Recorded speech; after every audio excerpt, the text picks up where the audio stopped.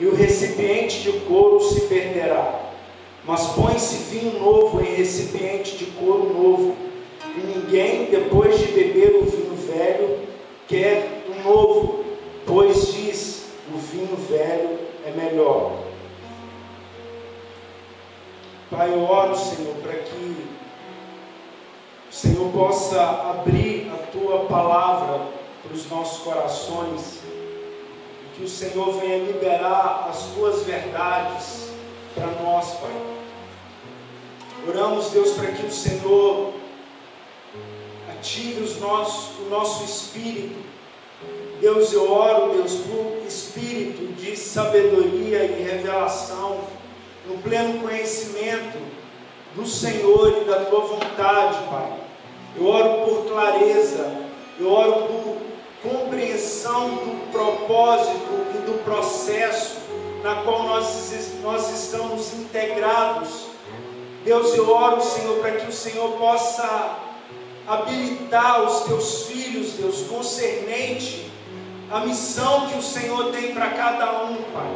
Eu oro por um tempo de um respaldo especial, sobrenatural do Teu Espírito, Deus, endossando, Deus, aquilo que nós estamos falando, Pai. Eu oro, Deus, por um testificar de uma forma, Deus, que nós possamos nos posicionar, Deus, para cumprir uma lacuna nesses dias, Pai. Em nome de Jesus, eu quero Te agradecer pelo aquilo que o Senhor está fazendo nesses dias, Pai, em Baipendi. Eu oro, Deus, pela expressão da noiva, pelo desenvolvimento da noiva, pela maturidade, Pai. Deus, eu Te agradeço, Deus, pelo aquilo que o Senhor está fazendo, Pai. Eu oro, Deus, para que, Deus, haja uma continuidade, Pai, em resposta, Deus, ao Teu Espírito, Senhor, em nome de Jesus. Aleluias. Amém, amados.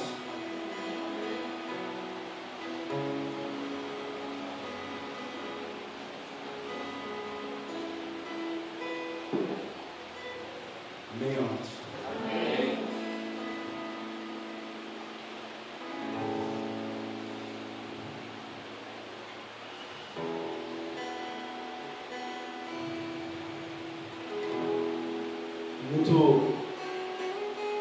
Muito real, muito perceptível a ação do Espírito de Deus neste lugar. É lindo ver o que Deus está fazendo nessa cidade. Nós acreditamos verdadeiramente que o Senhor, Ele está fazendo algo novo. No domingo passado, eu tinha acabado de ministrar para poucas pessoas na casa de oração no Manhuaçu. Na hora que eu entrei no banheiro, eu ouvi claramente a voz do Espírito dizendo: eu estou fazendo coisas novas. Acaso não está percebendo? Eu falei: Deus, eu percebo que o Senhor está envolvido, que o Senhor está fazendo coisas novas. E Deus, Ele sempre faz coisas novas nos séculos e nas gerações. Século novo, Deus está empenhado em fazer coisas novas. Geração nova, Deus está empenhado em fazer coisas novas. Quando eu vejo a característica, o perfil da igreja que Deus está forjando nesse tempo, eu fico muito agraciado, eu sinto uma alegria muito grande no meu espírito em ver aquilo que Deus está fazendo. É uma palavra que tem queimado intensamente no meu coração. Já há alguns dias, em alguns lugares que eu tenho ido, alguns lugares diferentes que eu tenho ido, essa palavra, ela está sendo rema para a minha vida. Eu não consigo ter perspectiva, pelo menos momentaneamente, sobre outra coisa. Eu até tentei falar sobre outra coisa, mas existe algo que tem queimado intensamente no meu coração, concernente o entendimento, a compreensão e o desdobrar dessa palavra, concernente a algo que tem a ver com a igreja, que eu acredito que tem a ver com a igreja nesse lugar e tem a ver com os nossos dias. Interessante que os fariseus, eles chegaram para Jesus, questionando Jesus pelo fato dos discípulos, os discípulos de João Batista e os discípulos de João e os discípulos dos fariseus jejuarem, mas os discípulos de Jesus não jejuavam. Interessante que eles chegaram questionando. Esse sempre vai ser o posicionamento de um espírito religioso, chegar questionando Jesus. E interessante que Jesus, ele tem muita graça, porque Jesus, na verdade, ele quer construir um entendimento, ele quer construir uma compreensão, porque aqui ele fala, interessante que havia dois movimentos representados ali, através de João Batista e através dos fariseus. João Batista nós podemos caracterizar sendo um movimento dos radicais, dos pentecostais, dos essênios, que era o povo do deserto, que gostava de sinais, que na verdade o estilo de vida dele, a espiritualidade dos essênios, eles provocavam sinais, porque era um povo muito consagrado. Interessante que João Batista, ele não se identificou com o movimento sacerdotal vigente na época de Jesus. Ele achava o movimento carnal demais, religioso demais. Ele fala, será que existe um povo que está lidando com uma outra realidade? E ele descobriu os essênios, que era a comunidade do deserto. E João Batista, ele foi para lá, para ser discipulado por essa galera. Um povo extremamente zeloso. E os fariseus era um movimento tradicional. Jesus, ele foi discípulo de um rabino fariseu, que era o vô de Gamaliel.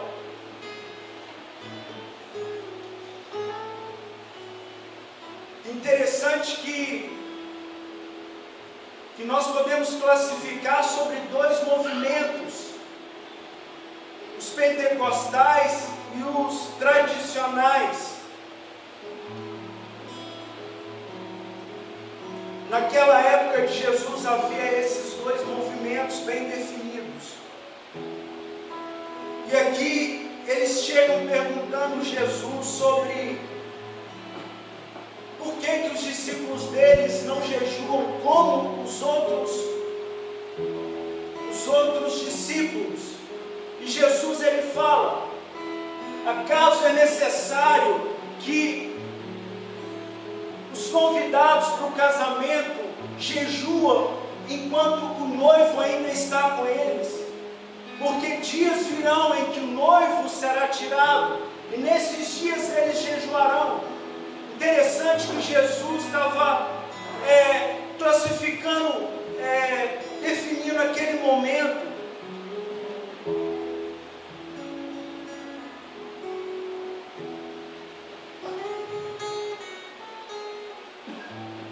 Dele com os discípulos como um grande acontecimento, porque está comparando com uma festa de casamento. Interessante que naqueles dias as festas de casamento duravam em média uma semana. Então era um grande evento, uma festa de casamento. Então não havia necessidade dos discípulos jejuarem enquanto o noivo ainda estava com eles, porque eles estavam envolvidos numa dinâmica, numa labuta de trabalho muito ele fala que dias virão em que o noivo lhe será tirado e então jejuarão. E Jesus, ele dá continuidade no assunto do jejum, propondo, compartilhando uma parábola. Interessante é porque Jesus, ele falava em parábolas. Jesus, ele falava em parábolas porque ele queria construir uma linha de raciocínio. Ele queria trazer um fundamento intelectual, vamos dizer assim, um fundamento racional, para que uma verdade espiritual pudesse ser lançada. Interessante que Jesus, ele não apenas quer formar o nosso intelecto, a nossa forma de pensar, mas Jesus também, ele quer formar os nossos amores. Ele quer formar os nossos sentimentos, não a respeito daquilo que nós temos que pensar, mas principalmente aquilo que nós precisamos sentir, porque tem muito a ver com aquilo que nós devotamos o nosso coração. Quando vocês ouviram falar do livro Você é Aquilo que Você Ama, James Bryan Smith, um livro poderoso. Interessante, amados, que Jesus, ele propõe a parábola e ele começa falando sobre colocar um remendo novo numa roupa velha. Por acaso colocarão remendo novo numa roupa velha? Porque o remendo novo na roupa velha vai aumentar o rasgo da roupa velha. Interessante que na linha de raciocínio que Jesus estava trazendo, que Jesus estava construindo, Jesus estava dizendo que ele estava fazendo coisas novas. Jesus estava envolvido em algo novo. Deus, ele não queria dar continuidade ao movimento dos essênios, mas também não estava dando continuidade no movimento dos fariseus, porque havia um movimento novo. Por isso, os discípulos não tinham que adequar a uma prática antiga. Interessante que, enquanto eu estava meditando sobre essa palavra hoje, veio muito forte o texto de 2 Crônicas, no capítulo 1, versículo 2, que tinha muito a ver com a palavra que eu estava gerando para poder compartilhar também, que eu acredito muito ter a ver com o serviço do sacerdócio nesses dias. Porque ali fala que, você pode abrir comigo aqui,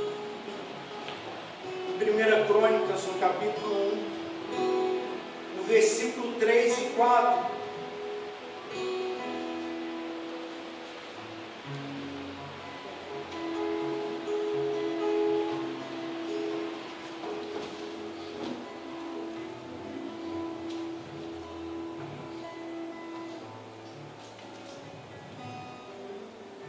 Diz: Salomão foi com toda a comunidade ao santuário de Gibeão, porque ali estava a tenda da revelação de Deus, que Moisés, servo do Senhor, tinha feito no deserto. Mas Davi tinha levado a arca de Deus de Quiriate-Jearim para o lugar que havia preparado, visto que armaram uma tenda em Jerusalém. Ou seja, o que Salomão foi com uma equipe fazer no tabernáculo, no deserto?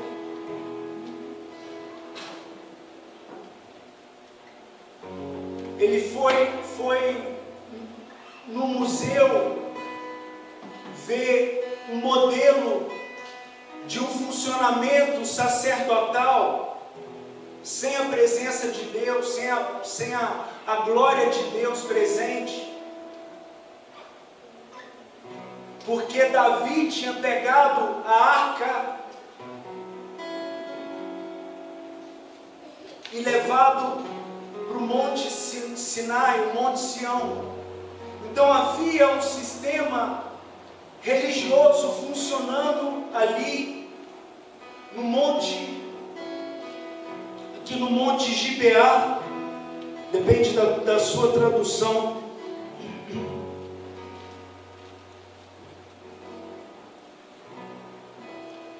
Então havia uma estrutura religiosa funcionando sem a presença de Deus, porque Davi tinha pegado a arca e levado para o monte, porque havia algo, uma transição. Davi estava entendendo que Deus estava fazendo coisas novas, e eu acredito que essa palavra é uma palavra muito rema para nós e para os nossos dias, porque existe um sistema religioso funcionando hoje,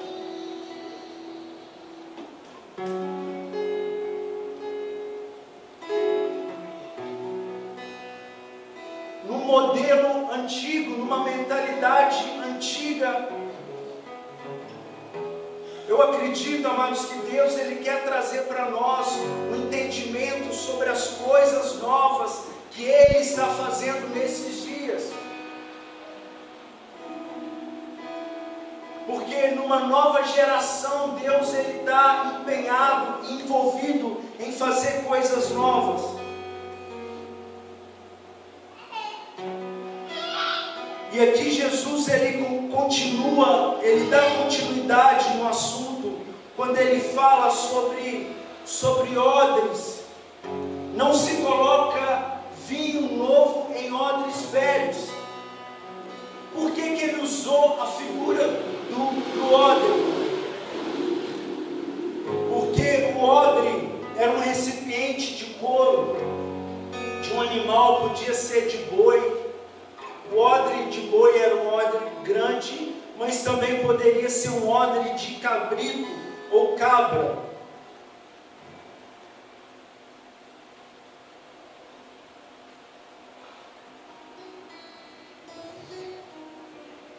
E o odre é um recipiente que ele não é descartado, mas se ele passar por um processo de restauração, ele pode ser renovado e reutilizado para poder ser útil no processo de receber um vinho novo.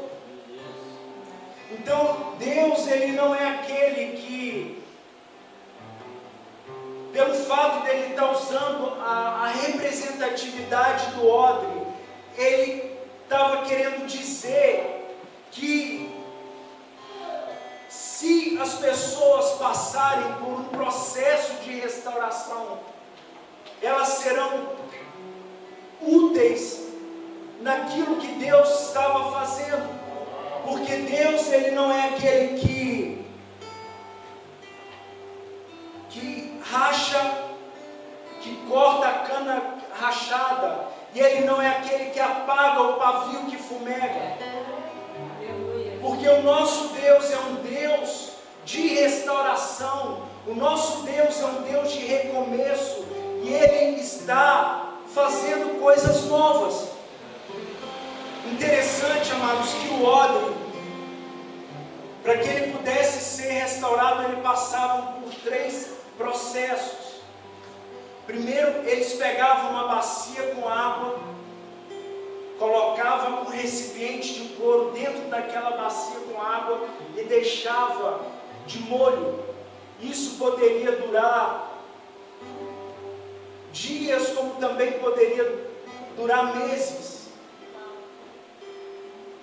E isso tem a ver com o processo também nas nossas vidas, porque não é pelo fato da gente ter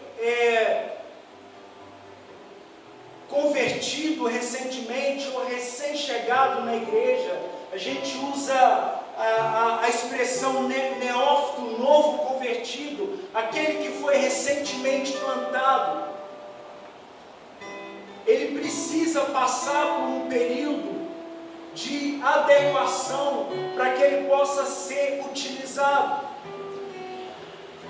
Interessante que depois desse processo, eu gosto de uma frase de Leonardo Ravenhill, que ele diz que ninguém é plenamente aceito até que ele tenha sido, acima de tudo, rejeitado.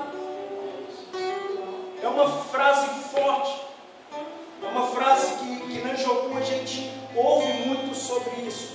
Ninguém é plenamente aceito até que tenha sido, acima de tudo, rejeitado. Então esse processo de ser colocado de molho faz parte de um processo nas nossas vidas. Depois desse processo de molho, que serve para amolecer o odre, porque o odre, depois de vários dias de molho, ele fica mole, ele fica macio. Isso tem a finalidade de nos quebrantar, de nos tornar maleáveis. Quando Deus ele consegue nos moldar. Depois desse processo, ele é colocado numa pedra e pega um pedaço de madeira e bate no odre. Para quê? Se o odre é novo, precisa ser removido a carne do animal. Então a carne do animal é removida dessa forma. Então a carnalidade do novo convertido é removido através desses atritos, dessa pancada que sofre. Isso fala sobre o processo da construção de uma casa espiritual, quando o ferro com ferro se afia. Assim é o homem a seu companheiro, e nós vamos tornar-nos aptos a partir do momento que nós nos submetemos a esse processo no Senhor. Interessante que se o odre ele já foi utilizado com vinho, o que precisa ser removido? O mosto, que é a crosta do vinho velho. Isso fala para nós sobre pessoas que num dado momento experimentou o mover de Deus, experimentou um despertar de Deus, recebeu uma fundamentação numa tecla, recebeu uma fundamentação.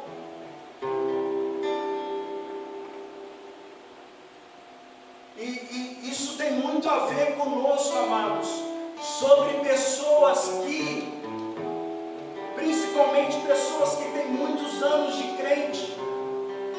Talvez você fez parte de algo que Deus fez há 20 anos atrás, há 15 anos atrás. E você precisa entender o que Deus ele quer fazer hoje.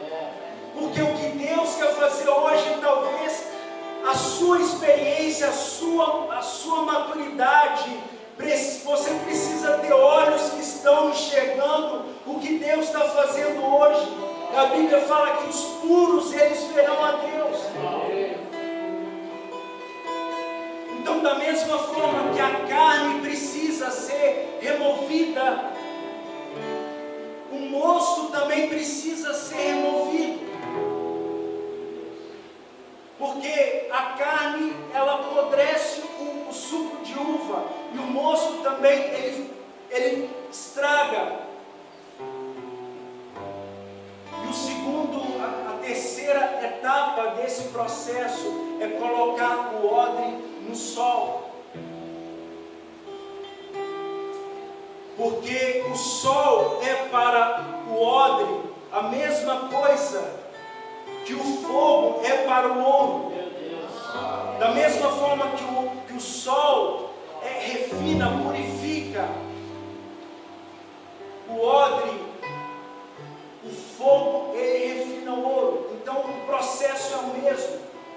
E Deus, ele é o sol da justiça, da mesma forma que ele é o fogo do ourives. E o colocar no sol é quando você se apresenta diante de Deus. parte a Deus como obreiro, aprovado, que não tem do que se envergonhar, mas que maneja bem a palavra da verdade. Então Jesus ele estava utilizando essa figura do odre, porque é algo que se passado por um processo, ele é restaurado, para que ele possa ser utilizado para poder reter o vinho. E quais são as 3 características que o odre ele precisa ter?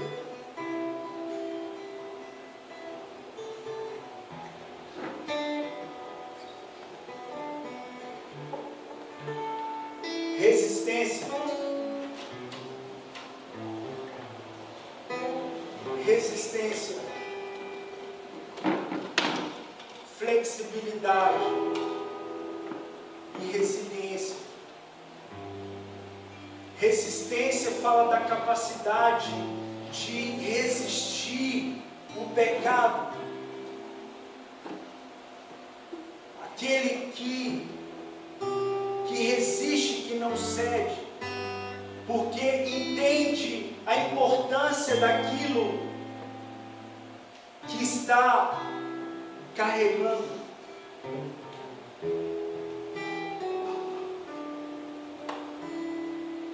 Tem a ver com a capacidade de não se permitir ser contaminado,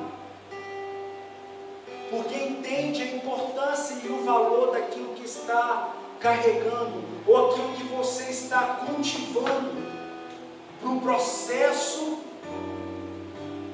que o suco de uva vai ter dentro do odre, para transformar aquilo que é humano, aquilo que é terreno, aquilo que é natural, para aquilo que é espiritual, aquilo que é sobrenatural, aquilo que tem o poder de afetar, de impactar, de impartir uma realidade para uma geração.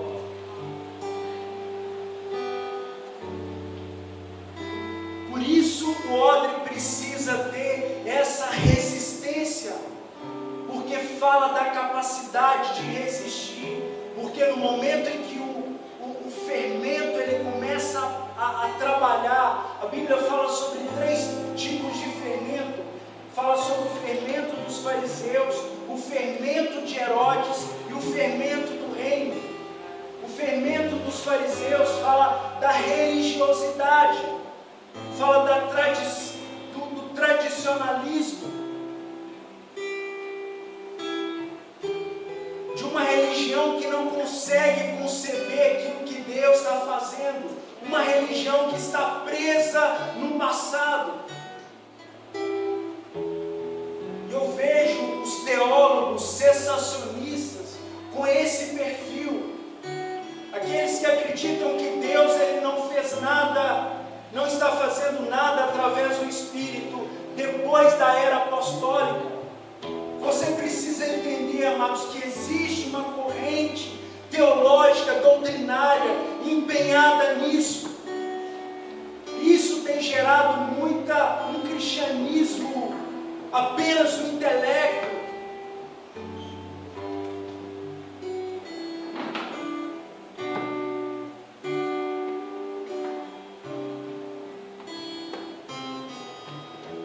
Fala também do fermento de Herodes. O fermento de Herodes fala da ideologia do século, de um governo totalmente ateu, ateísta, anti-Deus, que está se manifestando nas universidades. Um fermento que tem a capacidade de minar, de contaminar, de se perder um processo genuíno em Deus. Eu falo que eu tenho trabalhado com discipulado há mais de 20 anos, servi Jocum por mais de 5 anos, trabalhei com clamor pelas nações, e a gente trabalha com centenas de jovens, muitas das vezes, e a gente vê como que o fermento ele é inserido de uma forma que vai cada vez mais contaminando uma massa, contaminando um processo, gerando incredulidade, gerando apostasia, gerando uma frieza. Daí a pouco o jovem não quer mais saber de Deus. Por quê? Porque foi contaminado com uma ideologia. Mas eu quero te falar, amados, que existe o fermento do reino de Deus.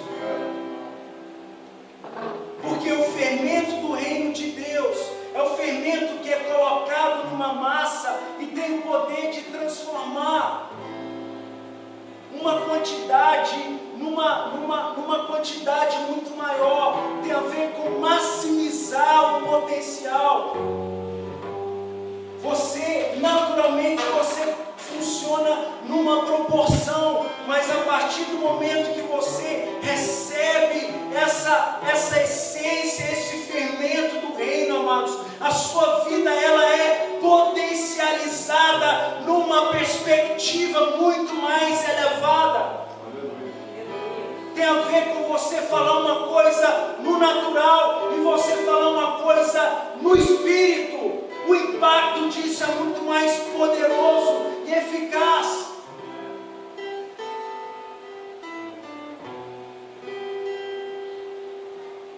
E nós temos visto isso. Geração que deseja o sobrenatural, mas não se submete ao processo. Deus, ele começa a liberar do vinho novo dele, começa a liberar do vinho novo, uma que tem a ver com o odre, que não retém. Às vezes a gente está sempre dependente dos retiros, dos congressos, das vigílias, dos acampamentos.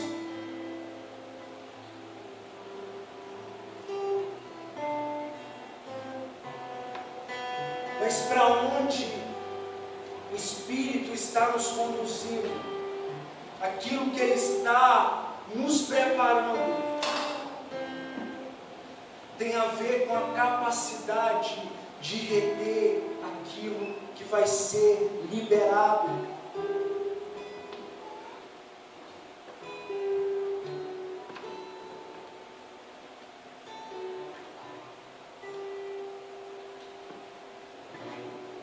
Flexibilidade fala da capacidade de ser esticado, flexível.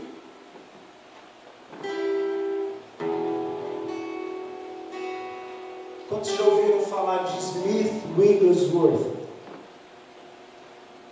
Deixa eu tomar uma água aqui para ver se eu consigo falar o nome dele.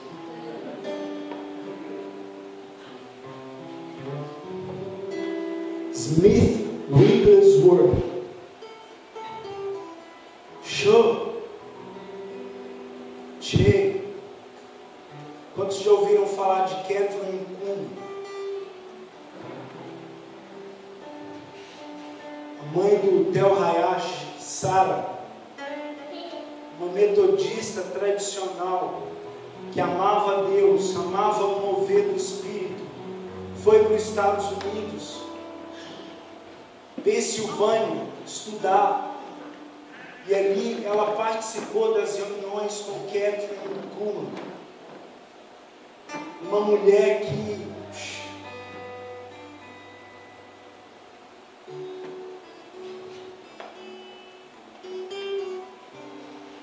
liberava o Espírito, liberava uma dimensão sobrenatural do Espírito. Catherine Kuhlman foi tocada pelo ministério de Smith Wigglesworth. Smith Wigglesworth era considerado o apóstolo da fé, um homem que levantou mais de 15 pessoas da morte. Ele chegava nos hospitais com os pacientes terminais de câncer. Ele começava a bater o câncer. Primeiro ele ordenava para que o câncer saía. Se o câncer não saía, ele tirava o câncer. Esse homem, ele dizia que se Deus não está movendo, eu movo Deus. Era um homem que movia Deus pela autoridade de fé. Tem um livro dele, se eu não me engano, eu Atreva-se a Crer. Eu tenho esse livro, que ele estava ministrando numa conferência das Assembleias de Deus. O culto tinha mais aproximadamente 3 metros.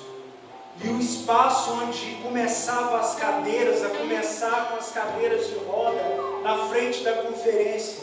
E ele muito eloquente, ele era um homem extremamente tímido e amedrontado. E a esposa dele, uma mulher fervorosa no espírito. Até que no momento de oração, ele recebeu o poder, o impacto do Espírito de Deus. E ele se tornou um homem extremamente ousado. E ele pregando de uma forma muito eloquente, ele escorregou do púlpito. Ele voou mais ou menos 5 metros, onde começavam as cadeiras. E a pessoa que ele encostou, ela pulou da cadeira de rodas. E começou, glória a Deus. Apóstolo da fé. Apóstolo da fé. Não foi um título que ele se denominou, eu sou um apóstolo da fé. Era que aqueles que viam o serviço, o ministério dele, a atuação dele, denominou, ele é um apóstolo da fé. Um homem extremamente poderoso em Deus. Eu estou citando ele porque ele falou que nós podemos ser 1 milhão de vezes maior do que nós somos. Interessante que Chris Van Loton, ele ouvindo essa expressão dele, e ele fez uma dinâmica com a Bethel. Ele chamou os líderes de ministério, numa reunião fechada, e ele ousou falar: se vocês puderem atuar num nível 10 vezes maior de ousadia do que vocês atuam. Foi uma palavra profética de encorajamento. Tenta visualizar vocês funcionando numa dimensão 10 vezes mais ousadia, atuante no espírito de vocês. O auditório quase explodiu de tanta ímpeto. Eu acredito, amados, que o Espírito, ele quer trabalhar algo em nossas vidas nesses dias, de uma forma que vai nos encorajar a um nível maior de consagração, um nível maior de santificação, um nível maior de pureza.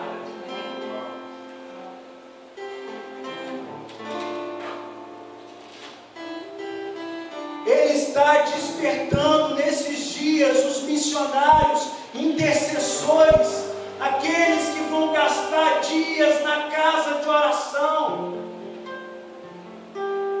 aqueles que serão afetados com aquela palavra de Davi: uma coisa eu peço ao Senhor e a buscarei, que eu possa habitar na casa do Senhor por todos os dias da minha vida, para contemplar a beleza, a formosura, a majestade. Amados, quando nós entramos para o lugar da casa de oração, a gente começa a entender muitas escrituras, muitas verdades das escrituras começam a fazer sentido para nós. Quando Jesus ele falou sobre a pérola de grande valor, que o reino de Deus é semelhante à pérola, que achando um homem, ele deixou todas as coisas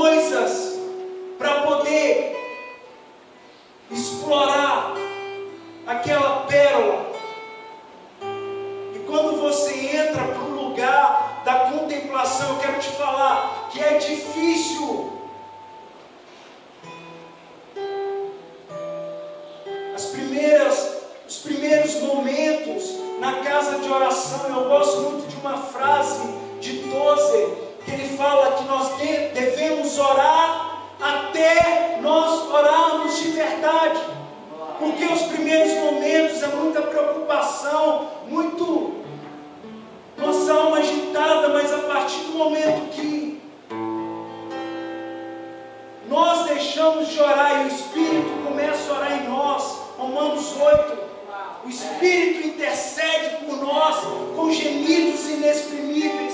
Você apenas se torna um canal para orar em conformidade com a vontade do Pai. E você entra num lugar de concordância e acordo. Interessante que o entrar em concordância, entrar em acordo, é onde nossas vidas vai sendo modeladas. E nós vamos recebendo no nosso corpo uma natureza compatível. Cada vez mais prontos para discernirmos o tempo, para discernirmos o momento, para atuarmos em funcionamento preciso. Porque isso não acontece de forma natural,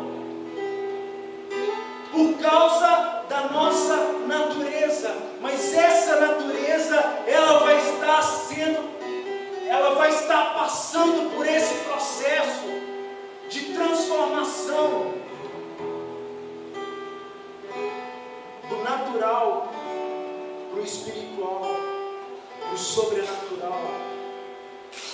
É onde cada vez mais nós vamos estar aptos na nossa essência para poder receber, para poder captar, para poder absorver o nível de glória que Deus ele quer liberar através de nós.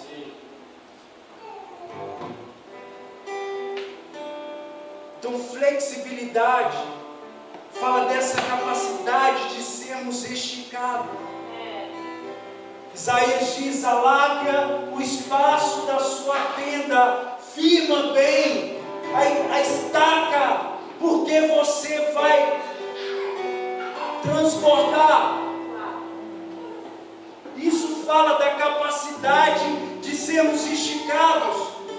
Não é para a gente cantar aquela música prosperarei. Às vezes o oba-oba evangélico reduz algumas verdades nas Escrituras de uma forma que quando a gente lê a palavra do Senhor, a nossa mente automaticamente transfere. E tudo que vem na nossa mente é a capacidade de prosperar. Mas ele fala da possibilidade de sermos esticados na nossa fé. Show! Sermos maiores. Bob Sorge fala de um coração alargado, um coração estendido, expandido, que consegue reter mais, caber mais dele. Davi, ele era um homem de um coração grande, porque ele se tornou um estudante das afeições de Deus. Interessante que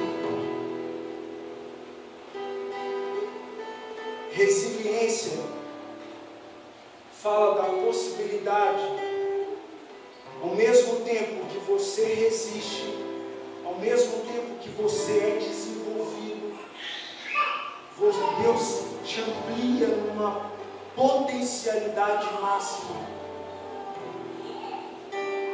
Nesse processo, amados, Deus ele começa a derramar graça, favor, bênção. E quando você começa a transbordar, o que Deus faz na sua vida não é retido.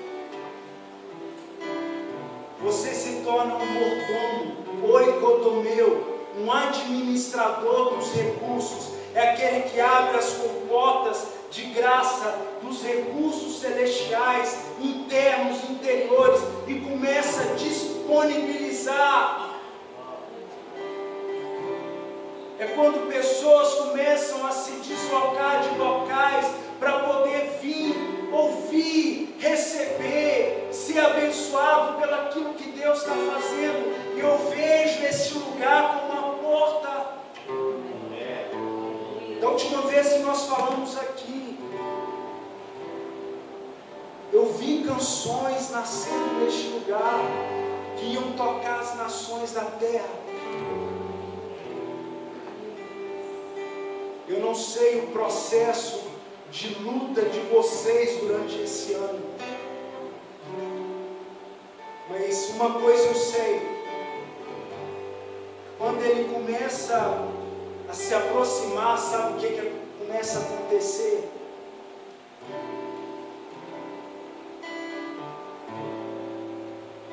Provações, porque a Bíblia fala que na frente dele vai um fogo. Quanto mais ele começa a se aproximar, mais provação, mais luta, mais batalha. Isso tem a ver com ele estar se aproximando. Na frente dele vai o fogo.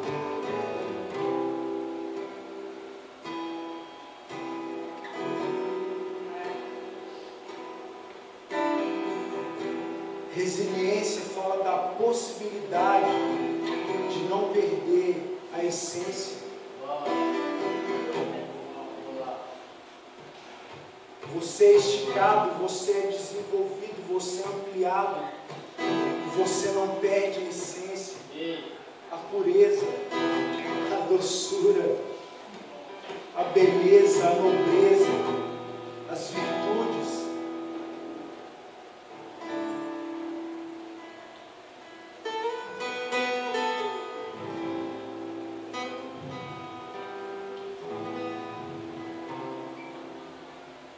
É o tempo que a gente falava vinho aqui.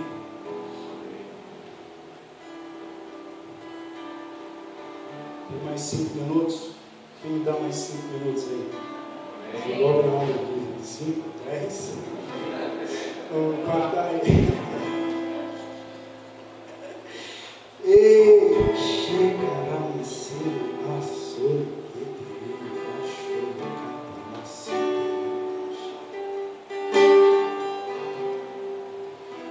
Deus, ele não sei como fala a sua versão, esmagalha, despedaça a cana rachada, apaga o pavio que fumega. Enquanto estamos vivos, existe esperança para nós. E tudo que nós queremos fazer, como um serviço profético aqui, é alimentar a sua esperança sobre aquilo que Deus ele vai fazer nesses dias.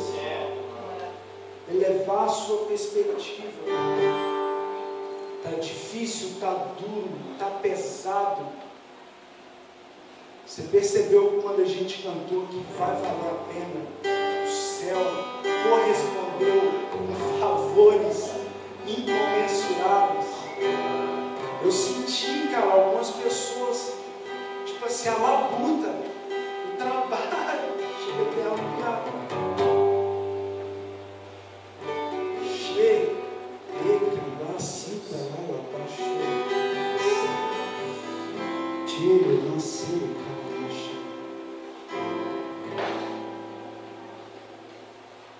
Eu gosto de falar sobre as 3 dimensões do Espírito. Quantos já ouviram falar de Derek Prince? Derek Prince. Interessante que nessa palavra a gente nem falou sobre jejum. Porque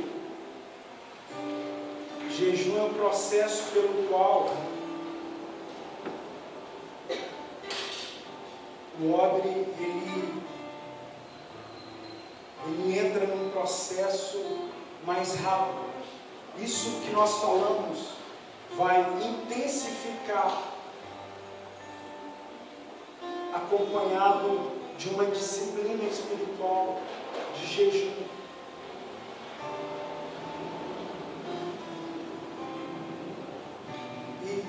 E esse profeta que eu falei, Derek Prince, quantos já ouviram falar de Low Angle? Low Angle. Quantos já ouviram falar de Jim Gould, James Gould, Jim Gould? Escreveu o livro O Poder Profético da Visão, A Arte Perdida da Intercessão. Ele é um profeta, caminha próximo do pessoal do bairro, Bethel, um profeta de ofício, escreveu vários livros. Escreveu o livro Fé Radical, e o que eu vou falar está nesse livro, Fé Radical, mas é um fundamento do Derek Prince. Derek Prince foi um líder apostólico do século passado, que ele fundamentou esses grandes homens de Deus, que Deus tem usado hoje nessa dimensão, tanto profética quanto apostólica.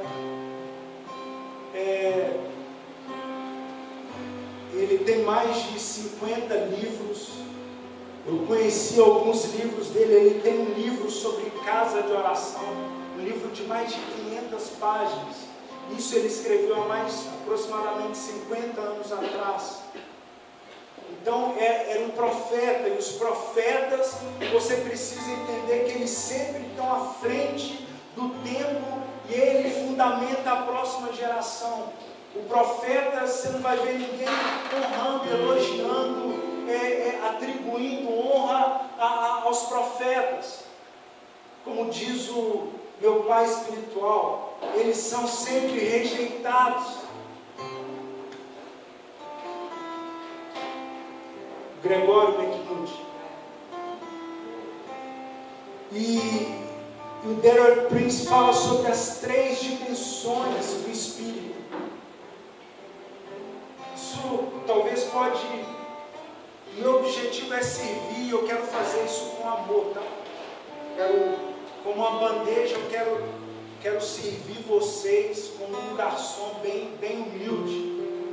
Não quero impor nada sobre vocês, porque eu tenho muito respeito e zelo pelo aquilo que está sendo desenvolvido aqui neste lugar. Eu creio nessa casa, de todo o meu coração, eu creio nessa casa. E ele fala sobre quando Jesus ele falava, em João no capítulo 5,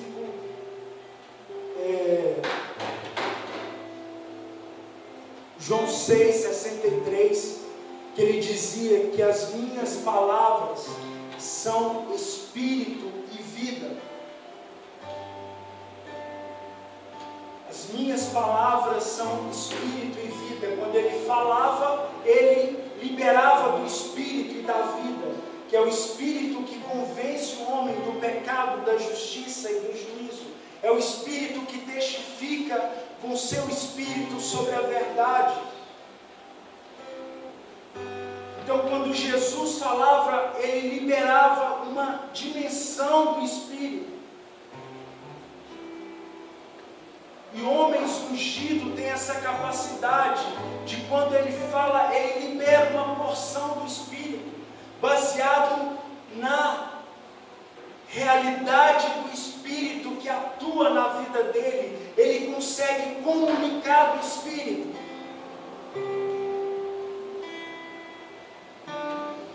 Em João no capítulo 20, ele diz que depois que Jesus ele morreu, foi ao inferno e voltou. Uma coisa era a atividade de Jesus nos anos que ele estava na terra.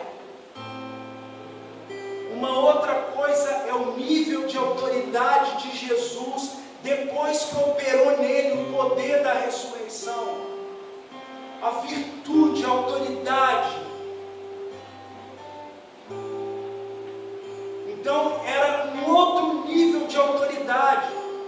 E a Bíblia fala que ele ficou 20 anos na terra ensinando a respeito do reino de Deus. Eu gostaria de ter ouvido ele falar sobre o reino de Deus. O que Jesus pregou durante o tempo que ele esteve na terra, depois de ter vencido a morte, ele ficou ensinando a respeito do reino de Deus. Interessante que havia um concílio numa casa, ali em João no capítulo 20, que Jesus, ele passa pela parede e tem comunhão com os irmãos, ele sopra sobre algumas pessoas, sobre alguns discípulos, e eles recebem o dom do Espírito Santo. Receba. E Derek Prince fala sobre esse, é um outro nível do Espírito. E eu creio muito sobre o mover, o movimento renovado no Brasil. Eu creio nisso. O movimento de renovação carismático no Brasil. X, eu estou falando carismático concernente o mover do Espírito, carisma, dom.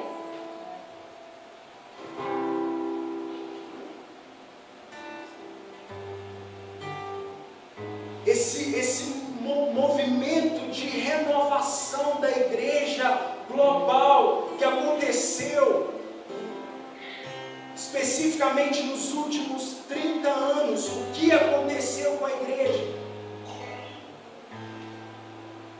Esse movimento de renovação e essa liberação do Espírito tem a ver com esse nível do Espírito, que homens compartilham uma dimensão e compartilham o dom do Espírito Santo.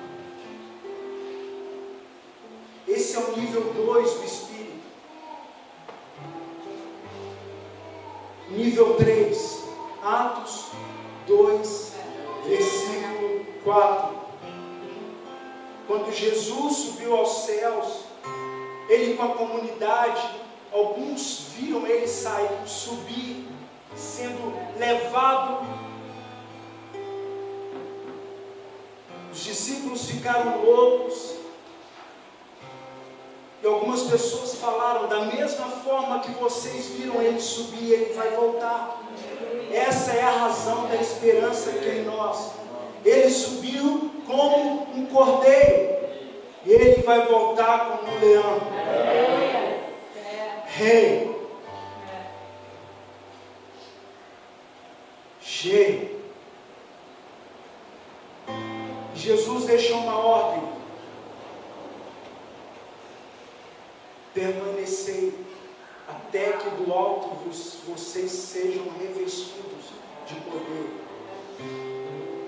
e vocês vão receber o batismo do Espírito Santo, e vocês vão ser minhas testemunhas, tanto em Jerusalém, Samaria, Judeia, até os confins da terra.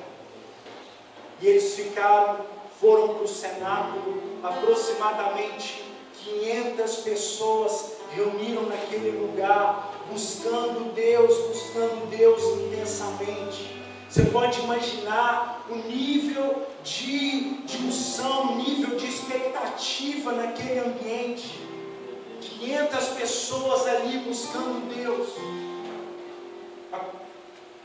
Aconteceu o primeiro dia, segundo dia, terceiro dia, quarto dia, quinto dia. Pessoas cansaram, pessoas desistiram, pessoas desacreditaram, não vai acontecer nada. Mas havia um número de pessoas que estavam concentrados, perseverantes, buscando, esperando naquela palavra que Jesus tinha falado. E eles ficaram 10 dias naquele lugar. E quando o Espírito caiu, havia 120 pessoas. De 500, sobraram 120 pessoas naquele lugar. Charles Finney dizia que eles estavam respirando o mesmo fôlego. Eles estavam tomados pela mesma causa. Você tem noção do que aconteceu ali naquele lugar? Quando o Espírito foi derramado. Uma coisa é quando o Espírito é liberado através do pregador, o Espírito que testifica. Outra coisa é o dom do Espírito. Outra coisa é o derramamento do Espírito de Deus. Outra coisa é o derramamento do Espírito de Deus. Amados, eu creio muito que o que Deus está preparando as casas de oração nesses dias, nesse tempo. Igreja que mais tem crescido no Irã, você sabe qual que é? House of Prayer. Você sabe qual que é a igreja que mais tem crescido em alguns países perseguidos, tipo Coreia do Norte? House of Prayer, casa de oração. Casa de oração é o ambiente, é o cenáculo, é o local, é o odre que vai comportar o que Deus vai fazer na terra nos últimos dias. Porque tem a ver com um serviço sacerdotal a Deus. Um povo que está sendo preparado, um povo que está sendo forjado para receber esse nível de liberação. A promessa para a grande colheita global tem a ver com o cumprimento de Joel no capítulo 2. Parcialmente teve um cumprimento em Atos no capítulo 8. Parcialmente teve um cumprimento na Azusa, na rua Azusa, em 1906.